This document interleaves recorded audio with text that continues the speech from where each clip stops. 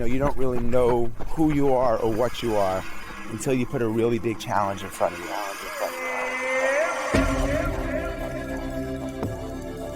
Fear is an asset and ally here to help you be magnificent. This crazy, silly, stupid idea to run across the Sahara Desert. You did make it this time, but you said if you didn't make it, you would try again and again. Everybody's connected to nature, connected to music, to their families, and now we're going to build a world that doesn't have racism and war and starving kids. I kept telling myself, run at me, and just keep smiling. Well, hello there, everybody. Welcome back to The Extra Mile. My name is Gene Gurkoff. It is another beautiful evening in New York City. We're into September now. How did that happen so fast? And the leaves are just starting to fall. Couldn't ask for a nicer evening, and I am really excited for today's interview with my friend Nir Eyal, who is a behavioral designer. And he's actually been on the podcast before. He was one of the first people we had on the podcast over 2 years ago now. Actually, when he was living in San Francisco, I went out there to interview him. He is the author of 2 books, one of which is actually coming out tomorrow, or actually when you're listening to this, maybe it will have come out just a few days before when this podcast is released, but tomorrow as of when I'm recording this. His first book, Hooked, is all about how you can create a habit-forming product. So really aimed at people like me who are trying to create apps or other products to help people create healthy habits. And it's a book that was very influential on me and is still very influential on me in how I think about Charity Miles and all the improvements that we want to make to the app, some of which we'll kind of digress into in this interview.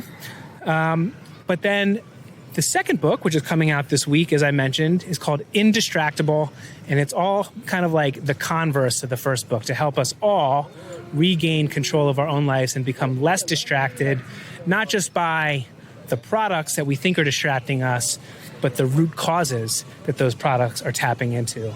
And Nir's a great guy. He actually moved to New York shortly after my last podcast with him, and he's someone that I've gone to for advice on Charity Miles. We've become friends. We actually run together often in the mornings and have, I think, interesting conversations about kind of what we talk about in this interview. So really excited to share this interview with you. Really excited for Nir and the release of his second book. So make sure you check that out. You can check it out at Indistractable.com. It's spelled like it sounds, Indistractable.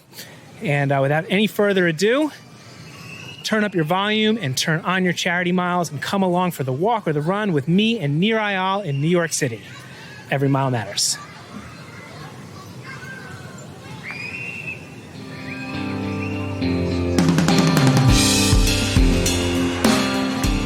All right, Nir Eyal, back on the podcast, our returning champion. How you doing? I know, right? Am I the only two-timer here? No, we've had a couple other two-timers, but you're in a rarefied company as far as two-timers. I haven't missed that many people that want to come back on to do, but you are, in contrast to the last time, shod.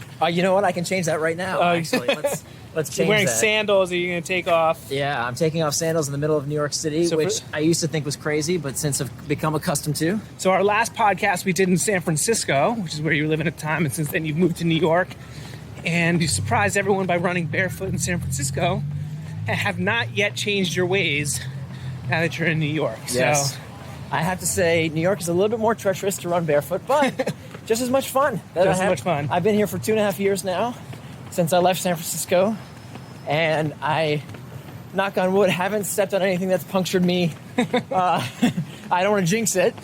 Well, hopefully you're not going to do that today. So far, so good. That might be a good place to start. If you can just describe for our members who are hopefully walking and running along with us right now where we are. Yeah, so we are in the east side of Manhattan on 20th, going past First Avenue towards the East River. It is a gorgeous September day. Could not be more beautiful in the city today. This is my favorite time of year. It is the best time of year. And since you are trying to sell some books, I thought it would be important for people out there to know that you are running topless with your shirt around your head. You don't have to give away all the details. They wouldn't know that, okay? Sex sells, Nir. Sex sells. Not if they actually saw me. So, if you're listening, I look like Brad Pitt. Yeah. But in reality, I look nothing like that. Nothing like Brad Pitt. So for those of our members who didn't listen to the first podcast, and by the way, I suggest that everybody does, go back and listen to the first podcast. Can you just give the folks out there listening a little background on who you are? Sure. So I am what you call a behavioral designer, meaning I use consumer psychology, behavioral economics to design products to change consumer behavior, to form healthy habits. And that's what my first book was about. Healthy habits. Healthy habits, yeah. Helping designers create products that form healthy habits. Right. So, for example, products to help you exercise more. Okay. I know a few of those.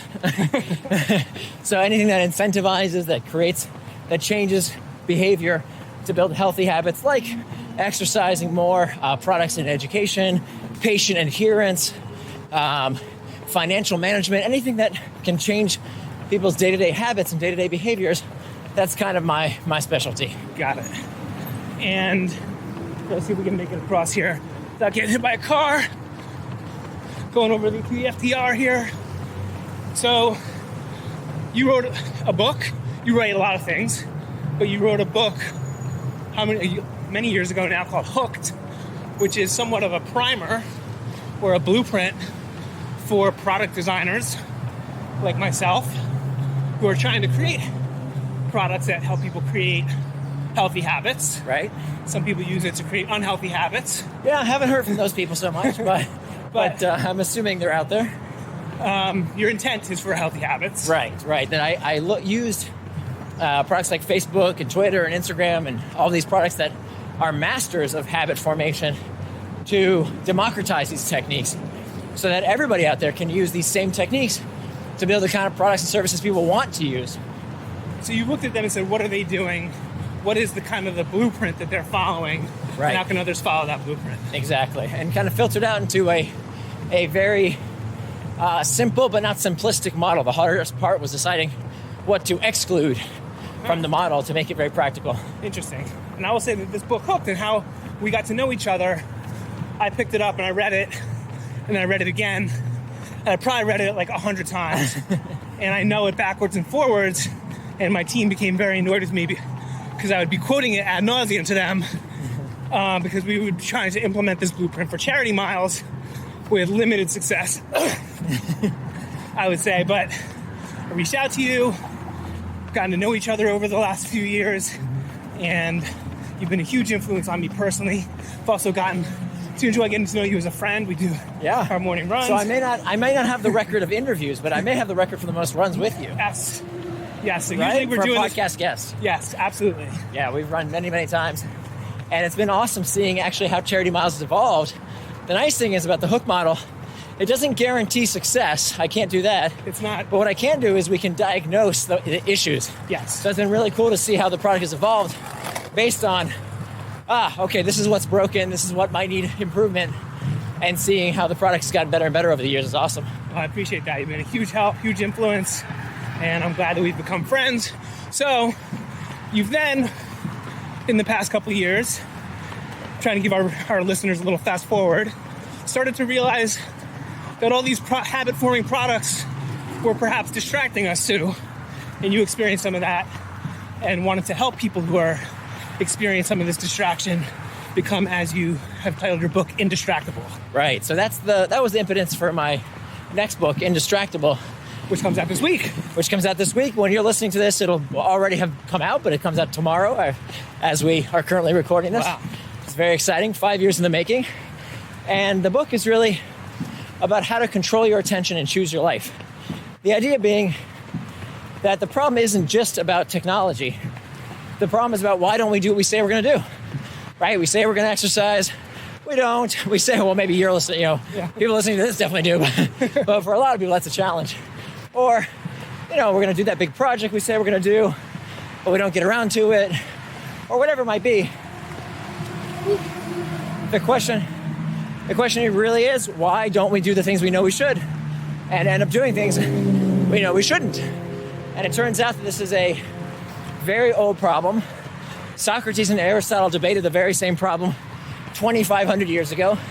Imagine these two old dudes standing around saying, oh my God, isn't the world so distracting these days, 2,500 years ago? So we're like the modern day redux of that. Yeah, exactly. So The medium has definitely changed, but the problem hasn't. Got it. Well, we're riding through a very narrow place here. I'm going to go single file, so I'm going to press pause real quick and resume on the other side. All right, just unpaused it. Had to go through a little narrow stretch. It'll be the only tough spot. But you talked about Socrates and who? Aristotle. Debating this thousands of years ago. I want to come back to that. Okay. Because I know this is something you and I have debated before. But let's start, because your book is going to help people become indistractable, regain their control over their attention, as you said. Let's at least give them the blueprint for how our products are distracting us that you kind of described in Hooked. Sure. So, the reason I wanted to write this book is because I found that I found. Can you hold it? Or? No, I got it. That's I'm holding the mic. Okay. So, the reason I wrote this book was because I needed it. So it was very much, I was patient zero here, and I found that I was getting distracted in my own life. I was with my daughter one day, and we had this book of activities, and one of them was to ask each other this question of, if you could have any superpower, what superpower would you want? And I remember the question verbatim, but I can't tell you the answer, because when she was telling me the answer, I was distracted. I was on my device when I should have been paying attention to her. And she got the hint that my device was more important than she was. And she left the room. Something I think a lot of us can relate to. Yeah, and it wasn't something that only happened once. That it happened on multiple occasions that I did this to her. And I felt not only distracted with people I loved, but also at work. I would sit down and do a big project and procrastinate. And I wasn't eating right. I wasn't exercising. I wasn't doing the things I knew I needed to do. And so I decided to take this on. And I figured, there's definitely been books written about this topic, but most of them said the same thing. I did a ton of research for this book. And the standard advice was, it's all the product's fault. Okay. It's the addictive technology that's doing it to you. And so I tried to get rid of it. I did the digital detox. I did the 30-day plans. And they didn't work. And they didn't work because of two reasons. One, I need this stuff.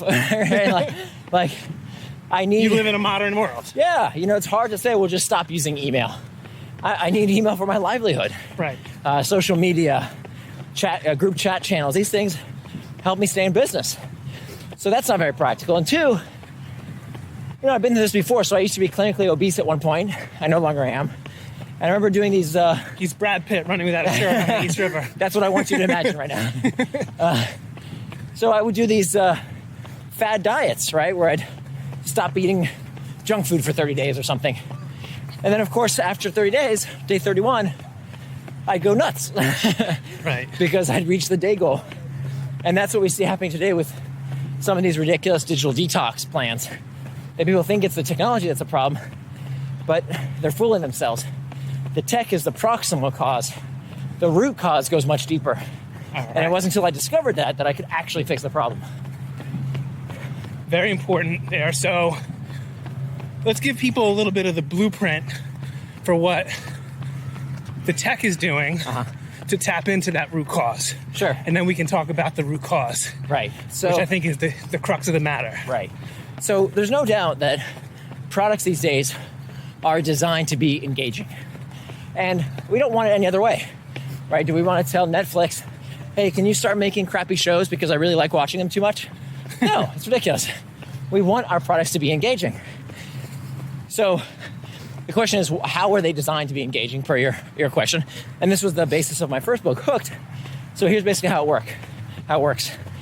Every product that forms this habit starts with a trigger. There's two kinds of triggers, but we'll get back to the second kind. The first kind is an external trigger. An external trigger is a prompt to action with some information in your environment. A ping, a ding, a ring. Something that says, click here. Yeah. Are you still watching? Exactly. Do you want the next show? It can be a digital piece of information. It can be a soda machine. It can be a friend. It can be anything that tells you what to do next. Right. So in the case of a habit-forming product, Charity Miles might say, hey, did you get your run today? Little push notification or an email. Exactly. Right. The action, the next step of the hook, is the simplest behavior the user does in anticipation of reward. So it might be opening up the app, just like you might open up Facebook or YouTube or Pinterest or whatever. Right. You might open up Charity Miles. Right. The next step is the variable reward. And here's where it gets interesting. So psychologists have known for decades now that variability, uncertainty, causes us to engage. And this came out of the work of B.F. Skinner, where he took these pigeons, he put them in a little box, he gave them a disc to peck at, and every time they pecked at the disc, they get a little reward. And it turns out when the reward was given on a variable schedule versus a predictable schedule, the pigeons engaged more often. They would peck at the disc more frequently. Now, the next step of the hook is the investment phase. Yeah. Where the user puts something into the product to make it better. So if I open up Charity Miles after my run, the variable reward was, what did I get for my run? What did I raise for charity? The investment is logging my miles, or inviting a friend, or correcting some piece of information along my run. Anything that adds data, content, followers, reputation, anything that improves the product with use, right, and loads the next trigger. So that through successive cycles through the hook, eventually the goal of a habit-forming product is to no longer require those external triggers at all. Eventually, through successive cycles, people begin triggering themselves. And they do this through what's called an internal trigger. Right. So where a product becomes a habit is when you don't use it because of a ping or a ding. You use it because of a feeling. You use it because you're feeling uncertainty, loneliness, fatigue, stress, fear. Any of these things can be these internal triggers. So in the case of Charity Miles, the ultimate goal would be, it's not the external trigger that says, hey, did you log your run? It's a habit that with no external prompting, I say, I just finished my run. What's the first thing I do after every run? I better log it with Charity Miles or it didn't count. Right. I feel this sense of loss. It's called loss aversion. That if it does, selfies or it didn't happen. Right. Think about the same fear of, if I don't log my fitness progress, I'm sure all of us have felt that before. It feels like, if I don't log it, it didn't really happen. Right. And that's painful, that's uncomfortable. And so the habit is ultimately formed when you have to use this app or that discomfort doesn't get scratched. Right. That itch doesn't get scratched. I wasn't really thinking about going into this. I'll try to go through it quickly so we can get back to your book. But this might be interesting for people out there who have seen us make a lot of changes to the app over the last year. Why we've been making them. A big reason that we've been making a lot of these changes is to help make the product more habit-forming in a healthy way. So to go to Nir's example, these 4 stages. 1, external triggers. We've never really done much with external triggers, but to go back to what he said at the last, we don't really want to rely on the external triggers. Right. We want to help you develop the internal triggers that make you want to open the app. Exactly. The external triggers are to train the user to know when is the appropriate time to use the product to solve their pain point. And then when I was thinking about the action phase, which is phase 2, you said it's the simplest action in anticipation of a reward. Right. We have always had a very big problem with that because our action is very difficult. It's opening the app, choosing your charity, starting a workout, going out for a walk or a run, coming back, remembering to stop your workout and save your miles. Right. Which is a very big action in contrast to some of the other products out there where the action, as you said, is just opening the app. Right. And then the variable reward, we've also had a lot of problems with because we don't have a variable reward. We just have this sponsorship pool, which is divided up. So we want to build more of a variable reward into that equation. And then an investment. What are the types of investments that you put into the app that'll make the app better with use? Right. So where we've been changing this is where you don't have to go out you don't have to remember to start the app at the beginning of your run. You can connect it to Strava. You can connect it to your health kit. If your Garmin is attached to any of those, all you have to do is go out for your run and track it. And then at the end of the run, you can feel that loss aversion that Nir was talking about. Did it count? Right. Did I earn any money? And does it get better next time? So next time Right. it says, hey, Gene, you did a great job. You beat your time. Well, you only know that if you track to the last time. Should we try? Right. One more. We'll go down a little bit. I'm trying to get Gene to make it a short run, but he won't let me. We got a lot to talk about. See, this is why I like running a team. We got a lot to talk about. But to that point, our thing is like, how much did you earn for charity? Right. So the investment we want to put into it is that we just put in the peer-to-peer fundraising where you can get your friends to sponsor you. And so now it creates that variable reward.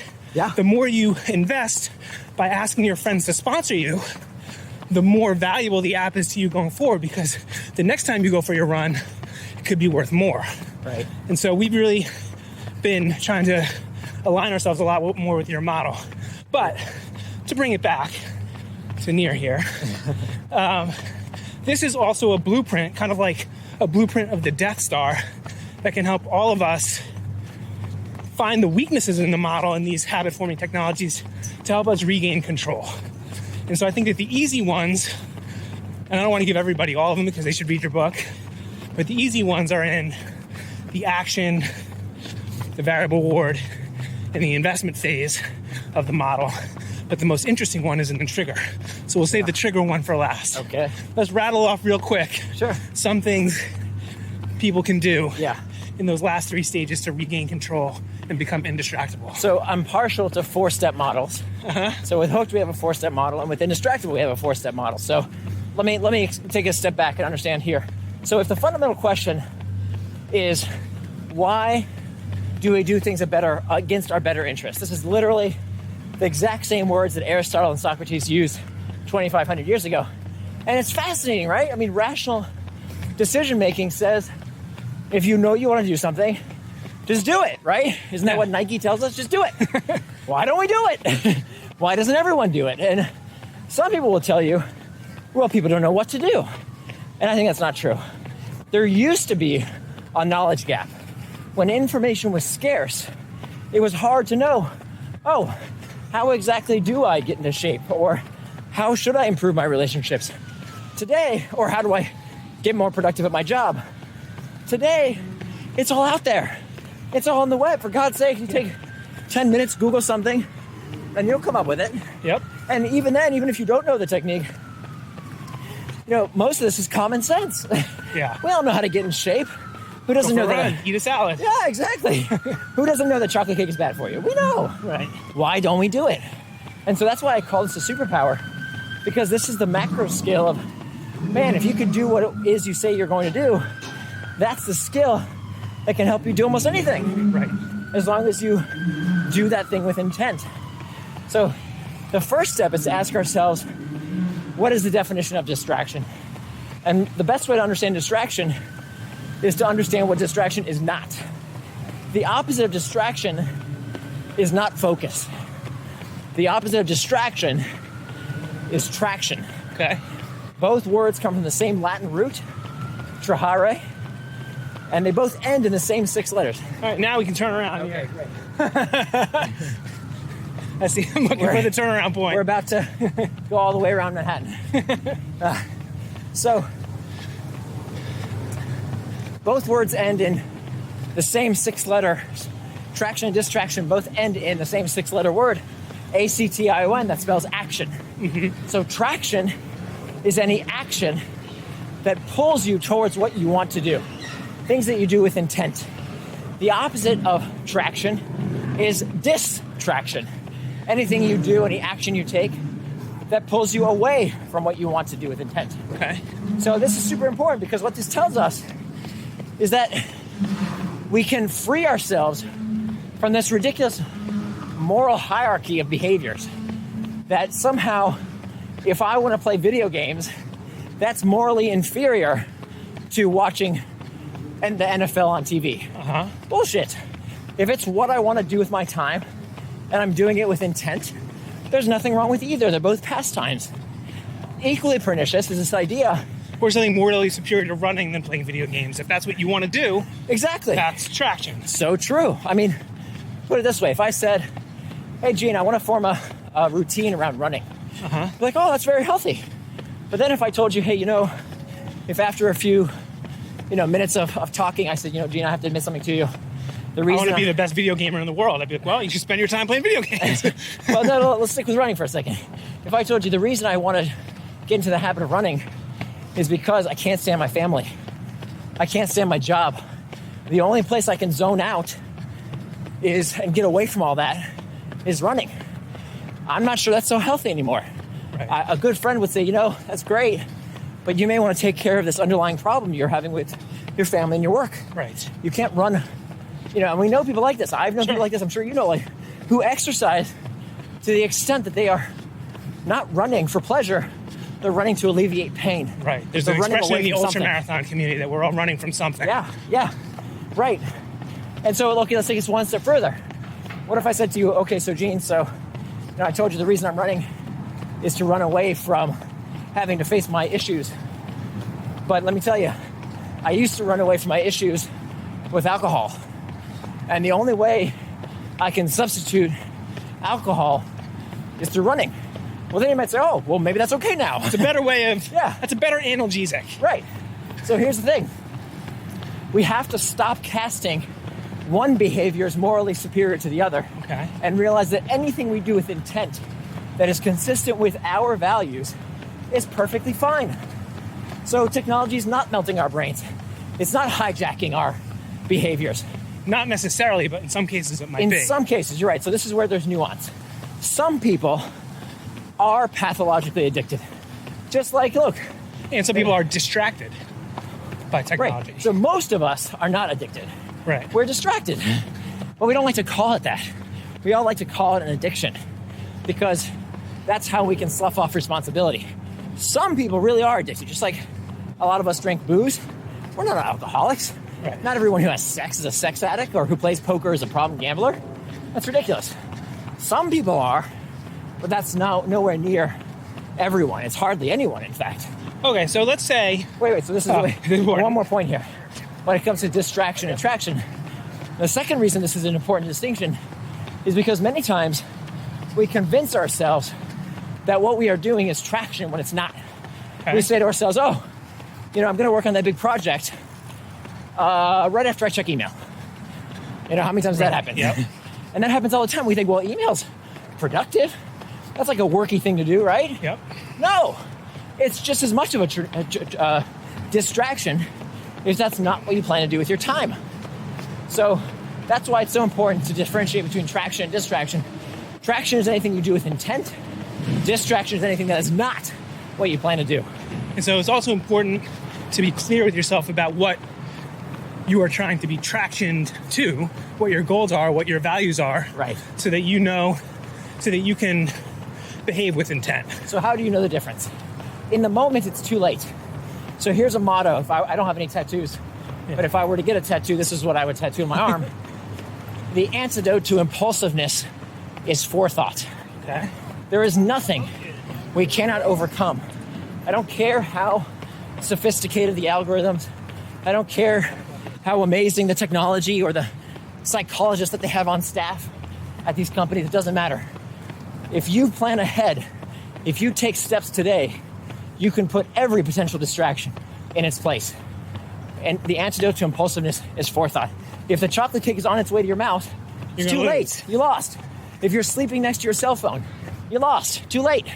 You have to take steps now to make sure you don't get distracted later. Right. Starting with defining what is traction and what is distraction. So one of the simplest things you can do, and this is one of the most well-established principles in psychology, this idea of what's called setting an implementation intention, which is just a fancy way of saying planning out what you do and when you'll do it. Make a commitment. Right. And that starts with keeping a calendar. 2/3 of Americans don't keep a calendar. And even the 1/3 who do, almost all of them don't keep it correctly. In this day and age, we have to plan every minute of our day. And people say, I can't do that. That's too much work. I need time for spontaneity. That sounds too restrictive. Suck it up. You don't have to kill your own food. You don't have to chop your own wood. It's too, in this century, you have to keep track of your time. You have to plan ahead, because if you don't plan your day, somebody's going to plan it for you, of course. So if you have white space in your calendar, you know how people are going to fill it. Your kids are going to fill it. Your boss is going to fill it. Donald Trump is going to fill it. Somebody's going to eat up that time unless you decide what you want to do with your time. I don't care what you fill it with. Just fill it with what's consistent with your values so you can look at your calendar and say, okay, everything on my calendar is traction. Everything that's not on my calendar that I might do is a distraction. And now you know the difference. Right, and bikers coming through fast. Good example of that. Nir and I have started running in the mornings pretty consistently. Haven't done it in a few weeks, but Nir has to run at 8, which is a little bit late for me, which is why we haven't been able to get it done recently. A little spray off the river for us. That's perfect. Perfect time. But you made a contract with your family that you're going to cook breakfast in the morning. Right. So I got to get to work by a certain time, so I haven't been able to run at 8 like I used to. Actually, it's not so much even that, but now that it's so hot out, I need time to cool down and shower after the run. Otherwise, I'm too sweaty. Yeah. So that means, look, this stuff isn't easy. If it was easy, there'd be an easy answer to it. You have to make a contract with your time and stick to it. And not only with yourself, but with the important people in your life. Yep. So one of the important techniques I talk about in Indistractable is schedule syncing. And again, nobody does this, but everybody should, which is to sit down with the people in your life who are important to you. Your spouse, your kids, certainly your boss and your coworkers, and take 10 minutes, 15 minutes a week and say, hey, here's what my calendar looks like for the week. Here are my obligations to you, and let's get synchronized so that you know when I have time to do the things I owe you. So my wife and I used to constantly fight. We've been married for 20 years almost, and we used to constantly have these disagreements that really took a toll on our marriage around household responsibilities. One of my values as a husband is to have an equitable marriage. And I always thought, oh yeah, I'm doing my part. But when I read the research, I realized that I am one of the majority of men in dual income heterosexual households that doesn't pull their weight. I'm embarrassed to tell you that. That is the case in most heterosexual marriages of dual income families. And so what I didn't realize, my wife would always, what I thought was nag me into saying, why aren't you doing this and why aren't you doing that? And I always told her, well, if I need to do something, just tell me. Right? What's the big deal? Just tell me what I need to do and I'll do it. What I didn't realize is that the act of her having to remind me was itself work. Right. And so the solution to this was to schedule sync. So every week on Sunday, we have in our calendars a 15-minute schedule sync. And we sit down and we take out each other's schedules and we make sure that all of our household responsibilities are fairly allocated. Now that we've gotten the groove of it, at first it took us maybe 30 minutes to do it. Now it takes us literally 5 minutes. And it's amazing. All those arguments are gone because I know what I need to do and when I need to do it. And she has on her schedule when she needs to do what she needs to do. And it's not good enough to do a to-do list. We used to just do that, have a to-do list. The problem is that there are many contingencies.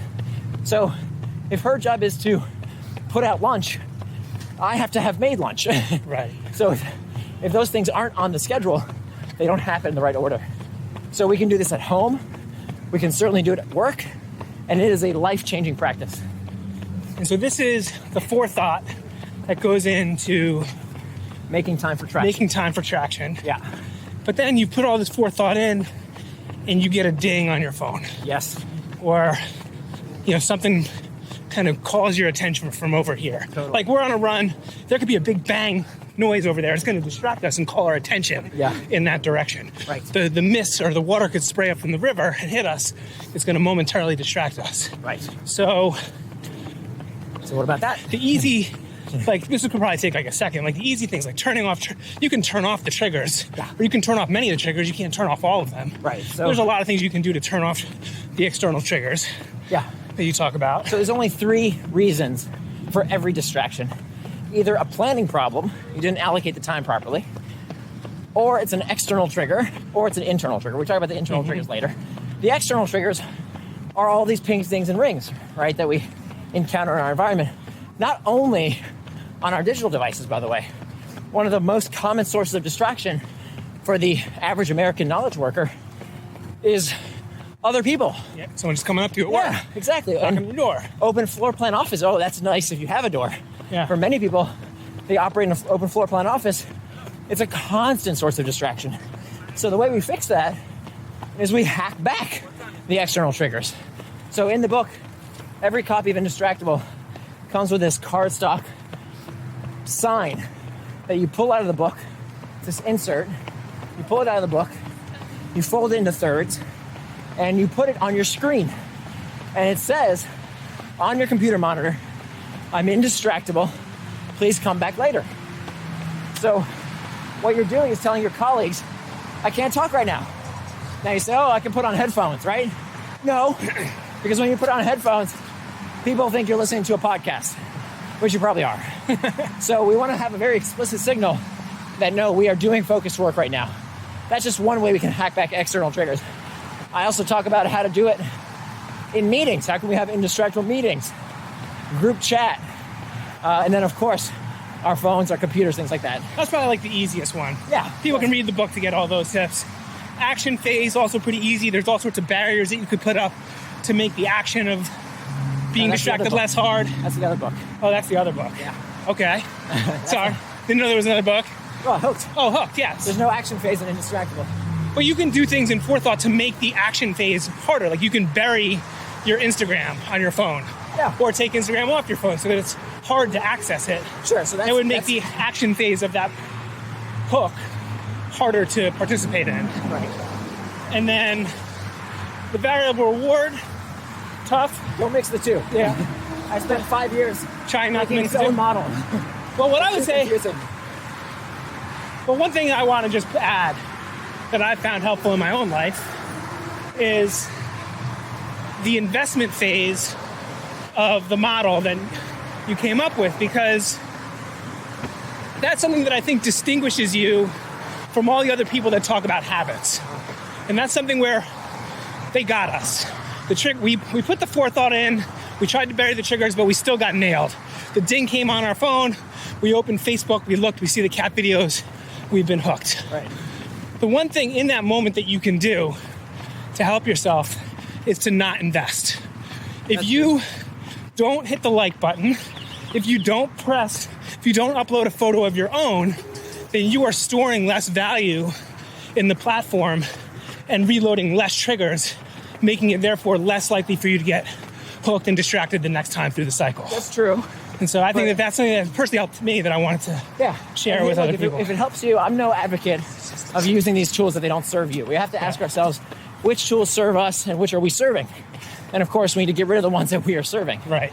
However, I would argue that I don't feel like I'm serving Facebook. And I love it. I love Instagram. I love all these things. They're wonderful. There are people that I would have no connection with had it not been for these tools. So that comes down to your personal definition of traction. Right, my values. Right. My values dictate that I have time in my calendar for social media time. It's literally in my calendar. Right. So I'm not using it all day long. I'm using it at a fixed period. Now, what do you do about all those pings and dings? So we talked about hacking back the external triggers. Yep. But there's another thing we can do, which is called making a pre-commitment.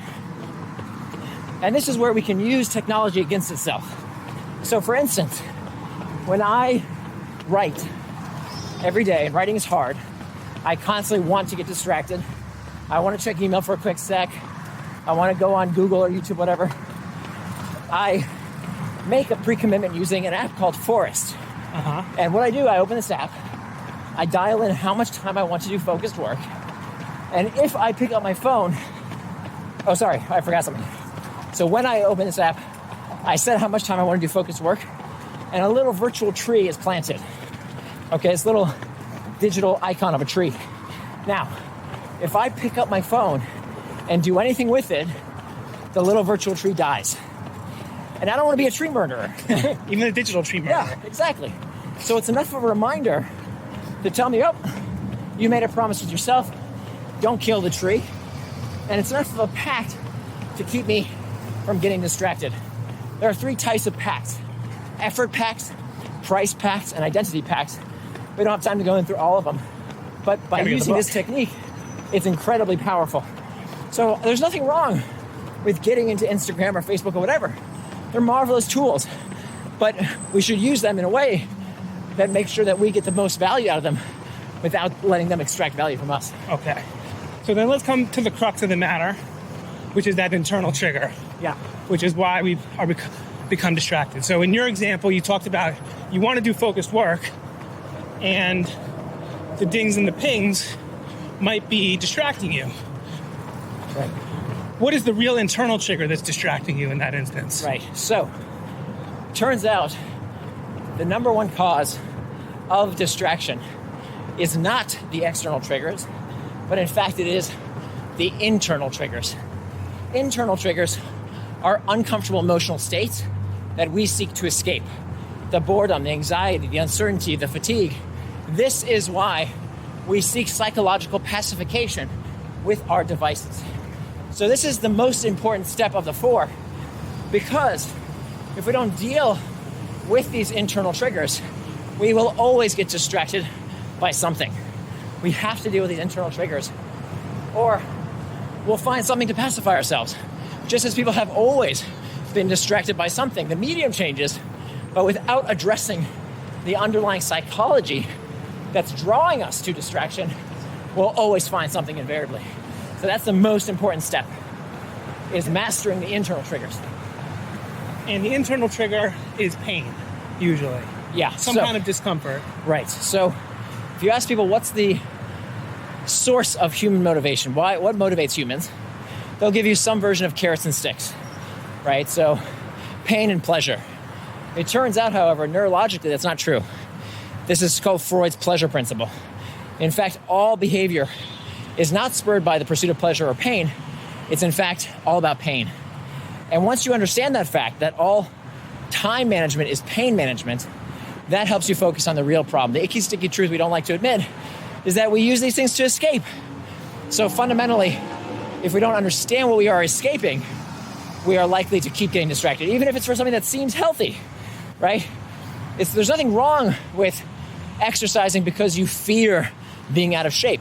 As long as you're doing it based on your values and your commitment to your time, there's nothing wrong with it. It's when we use these things excessively, right? When we say we're going to be with our daughter, but instead I'm checking my phone because I'm fearful that I might have missed an email. Now my device is controlling me as opposed to me controlling the device. And it wasn't until I learned tactics to cope with that discomfort that I could do something about it. It's not even your device that's controlling you, it's your fear that's controlling you. That's right. I would argue that if it wasn't the device, if I was born a generation ago, it would have probably been a cigarette. Right. And a generation before that, it would have been a newspaper. And a generation before that, it would have been something to help me escape. Mm-hmm. Because if you don't learn how to cope with those uncomfortable sensations or change the source of the problem, right? You can either learn tactics to cope with it, or you can address the problem. You can fix it. Right. So for me, I discovered that the reason I was checking my phone when I was with my daughter, I'll be honest with you, I had too much toddler time that day. Right? After like an hour and a half of toddler time, I needed a break. And I'll admit that to you, right? Like, kids are boring after a while. I need to do adult things. And so I needed to find strategies to either do something more fun with my daughter, which is exactly what we did. We fixed the source of the problem. So we weren't doing, the 1,000th game of Uno. The solution we came up with was we sat down and I told my daughter, I was like, look, I have to admit, this is boring, okay? Like, I want to find something that we both like. And so we sat down and we wrote down 100 things that we both enjoy. We put down all these activities on strips of paper, we cut them up, and we rolled them up, and we put them inside a little glass jar that I have on my bookshelf. And it's called the fun jar. And whenever we have time together, instead of thinking, well, what do we do? Or do something that only she wants to do, we pull a slip of paper out of the fun jar, and we know we have something ready to do that both of us will enjoy, so that I don't feel like I need to escape into my phone. Mm-hmm. That's interesting. That's, for me, and I'll be honest about my own pain here, like I find myself pulled to my phone, or even if I'm not checking my phone, I find the wheels in my head turning while my wife is speaking to me. And I'm not listening to what she's saying, because even in my mind without my device, I'm distracted. Right. Because I've got wheels going. And, that discomfort is, the stress of being an entrepreneur and having all sorts of things on your mind. But it doesn't have to, sure, it's not particular to being an entrepreneur. I'm sure that people have it at their regular jobs or other stuff that's going on in their life that's stressful, that is on their mind, that is distracting them whether or not they're looking at their phone. Right. Looking at your phone to go onto Facebook could distract you from that pain that you're having. So your example is really apt because I think it's a terrific example of how the problem can't be our technology, right? If you're getting distracted in your own head while your wife is talking, and I've been there too. Well, you can't sleep. You're sitting there in bed lying awake. Right. Because your wheels are turning. So what's distracting you? It's not a device. No, it's your yourself. It's your pain. It's your Exactly. It's what you're thinking about. So what we have to do is to cope with these techniques. So let's tackle these. So sleep. Okay, I get this question all the time of, hey, okay, I plan to do something, but I didn't get it done. Okay, I put time in my schedule, Nir. You told me to plan my day. I plan time to sleep. Okay, great. By the way, that's a huge step forward. For most people, they don't plan their bedtime. Right. And so this is why most Americans don't get anywhere near enough sleep because they haven't goddamn planned when they're going to go to sleep. Right. Like if you say I have to get to bed at 10, well, are you taking a shower at 9:30? Are you brushing your teeth at 9:15? Like you have to plan these things. Right. And so that's the first thing, plan to do it. But what if you say, okay, Nir, I did that. Okay, I've got my schedule planned out. No excuse for the schedule being the problem. I go to bed and I'm not able to sleep. So this happened to me. I would wake up every night at 3 a.m. every single night, and I would start ruminating about, oh man, I got this big speech I got to give tomorrow, and my day's going to be shot, and I can't write, and I have all these things I have to do. And I kept ruminating and ruminating and ruminating. It turns out, you know, the number one cause of insomnia is not some kind of physical problem. It's not something broken with your brain. It's rumination. It's worry about not sleeping that makes us not sleep. So here's what I did. I started repeating to myself a mantra. Every night, when I woke up at 3 o'clock and I couldn't go back to sleep, I told myself this mantra. The body gets what the body needs. And I just kept repeating that. The body gets what the body needs. The body gets what the body needs. And I let myself relax. And I told myself, look, if I'm not sleeping, my body's not stupid. There's nothing broken. If I'm not tired, I'm not tired. So sometimes I'd read a Kindle. I don't recommend using an iPad because the light is different, but Kindles have actually been shown to not affect sleep as badly as other light-emitting devices. Or I just repeat this mantra, and here's what happened.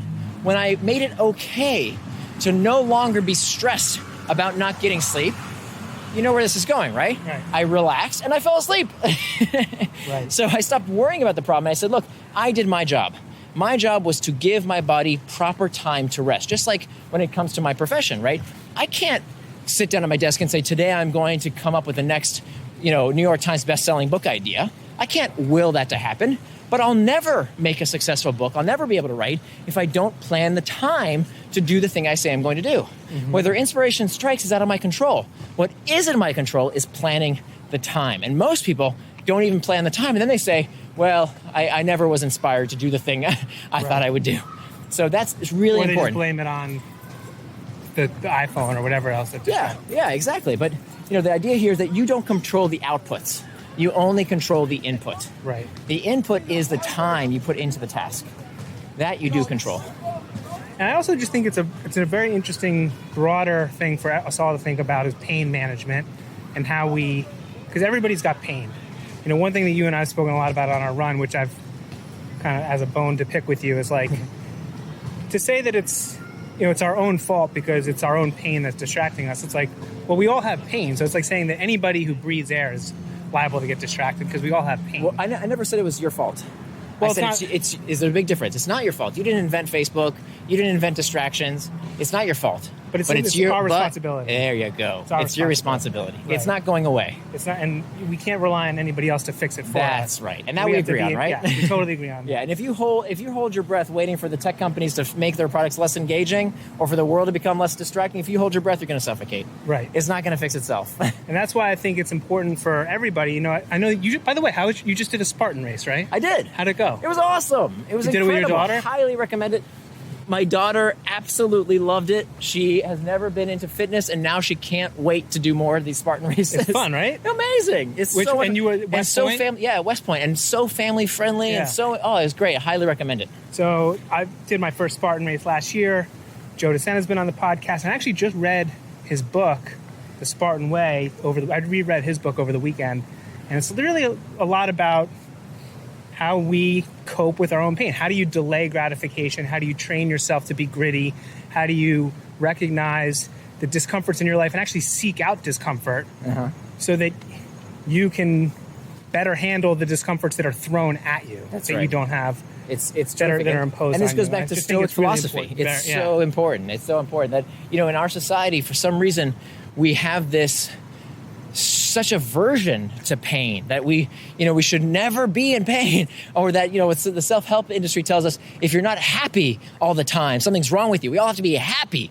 That's bullshit. That is not the way the human psyche evolved. The human psyche evolved to be in a state of near constant disquietude, right? Because think about it. If there was ever a tribe of human beings who were happy, our ancestors killed and ate them, right? It doesn't make sense to be satisfied. We want to constantly want more. That's part of the human condition. Now, sometimes it can get the best of us, right? When it goes too far. Pain is real pain. Of course. Sometimes, you know, you get someone in your family gets sick, or you lose your job. Of course, there is real pain. But we shouldn't. But sometimes people are so scared of the pain that becomes the pain itself, right? How many times do we eat because we're hungry?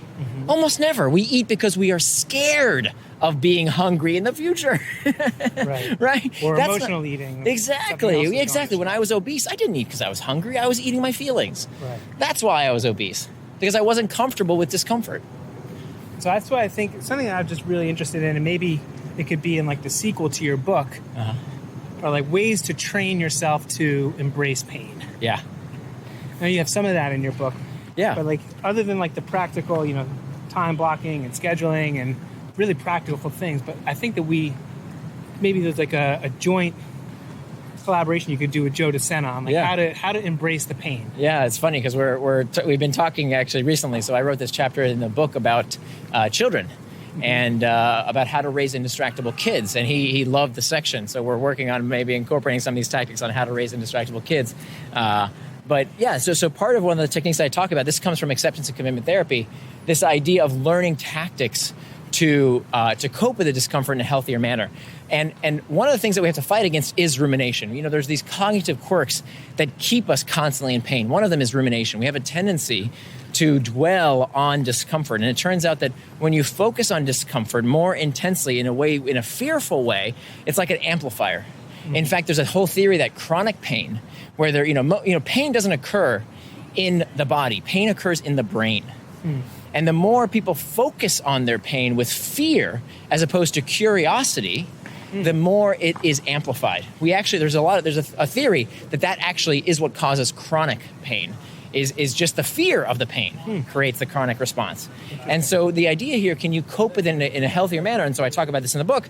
We can use this to deal with distraction, so that when we feel discomfort, we have an arsenal of different tools we can take out of our back pocket and say, okay, now I'm about to get distracted. I want to give in to this temptation, whether that's a piece of chocolate cake or checking YouTube when you should be, doing your project, or, looking at email while you're with your family.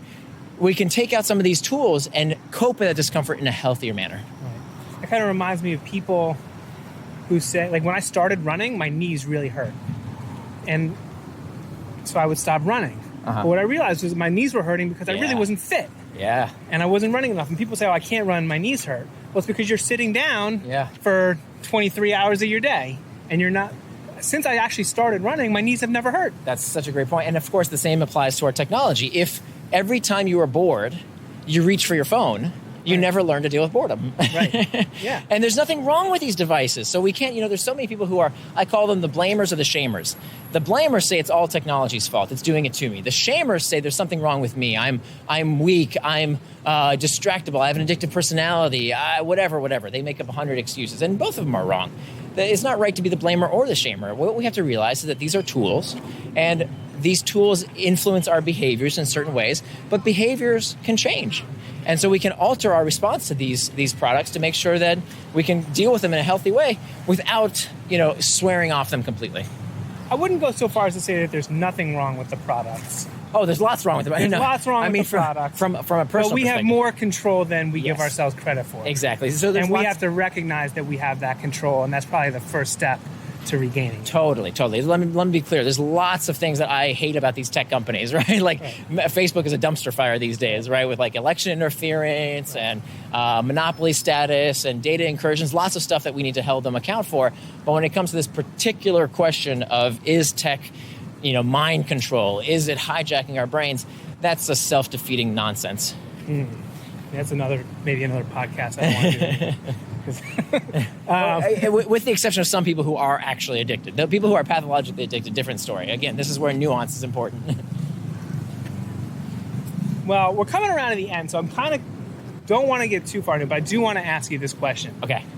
Do you think that, let's say, the iPhone is more or less habit-forming than the television? More or than okay. More potentially habit-forming, of course. Because of ubiquity. And also the investment phase. You don't have the investment phase in a television. Right. Or in a newspaper. Right. I would say it's more potentially habit-forming, and for some people, more potentially addictive. But I would argue that had the iPhone not been invented, the people who have a propensity towards addiction would find products to become addicted to. Or habit forming. You'd still be watching 4 hours of television a night instead of being on Facebook for 4 hours a The night. average American still, according to Nielsen, watches 5 hours of television a day today. So what are we arguing about exactly, right? Like, there's this bill in Senator Hawley from, I think it's Minnesota. He has this bill in the Senate to ban autoplaying on YouTube and Netflix, to ban the autoplay. Well, last time I checked, Fox News and MSNBC have been on, and CNN have been on autoplay for decades now, right? Yep. Although it's interesting, like you used to have to wait a week to get the next episode of whatever show you were watching. Where now you can get the next episode right after. Anyway, that's another podcast. We're back. We're back to where we started. I think we have a lot more control than we give ourselves credit for. Yeah. And it's a great book. I'm honored to be one of the people that you invited to participate in editing it, and got an early copy of it. So it's been a true honor to see how it's come along all these months, and I'm very excited for you to have it come out this week. Congratulations. Thank you so much. I appreciate your contribution. It's been awesome to run with you on the Mondays and hear how it's been going. So, and that was a really good run. We did really well there. About 4 miles. Yeah, 4.37. Yeah, I think we did a little walk for that 0.37. Yeah, a little bit, right. But beautiful afternoon. Thanks for coming out. Thanks for walking with us. Hope everyone else out there. Where can people get the book? Yeah, so the book is called Indistractable, How to Control Your Attention and Choose Your Life. It's available wherever books are sold. But if you go to indistractable.com, there is a free video course. There's a complimentary 80-page workbook that I couldn't fit into the final edition, but you can get that all at indistractable.com. It's I-N, the word distract, A-B-L-E, so indistractable.com. And we'll put that in the show notes. I'll put it out in the email to everyone. Thank you very much, Nir. Awesome, thank you. Thanks, everyone out there, for walking and running along with us. Every mile matters. Good one. Awesome. Yeah, thank you.